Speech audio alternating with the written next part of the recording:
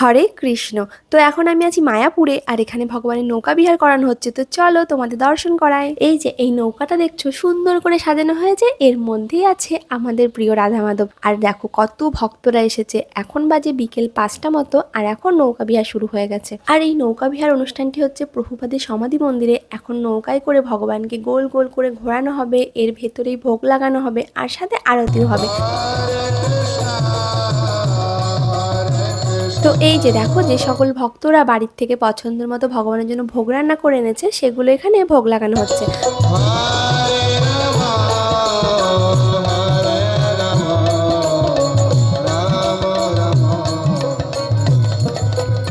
এখানে সমস্ত ভক্তদের ভোগ লাগানো হয়ে গেছে। এরপরে নৌকা নিয়ে চলে যাচ্ছে দেখো একদম মাঝখানে, আর এখানে নৌকা দুলিয়ে দুলিয়ে ভগবানের সন্ধ্যা আরতি করা হবে। আর পাশেই সবাইকে ফ্রিতে প্রদীপ দেওয়া হচ্ছে আরতি করার জন্য, আর প্রসাদও দেওয়া হচ্ছে। তো চলো প্রথমে প্রদীপের লাইনে যাই, প্রদীপ নিয়ে ভগবানকে আরতি করে তারপরে যাব প্রসাদের লাইনে। হরে হরে হরে রাম হরে রাম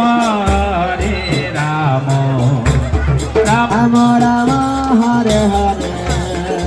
এদিকে ভগবানের আরতিও শেষ হলো, আর অমনি বৃষ্টিও শুরু হয়ে গেল। তাই তাড়াতাড়ি করে ভগবানকে নিয়ে চলে আসা হলো দোলনায়, কারণ নৌকা বিহারের পর এখানে ভগবানকে দোল খাওয়ানো হয়। আর ভগবানের কত মহিমা দেখো, যতক্ষণ ভগবান নৌকায় ছিল আর সব ভক্তরা ফাঁকা জায়গায় ছিল, ততক্ষণ কিন্তু বৃষ্টি হয়নি। আর দেখো এদিকে বৃষ্টি যেই একটু কমে গেছে, অমনি ভক্তরা আবারও কীর্তনা নৃত্যে মেতে উঠেছে।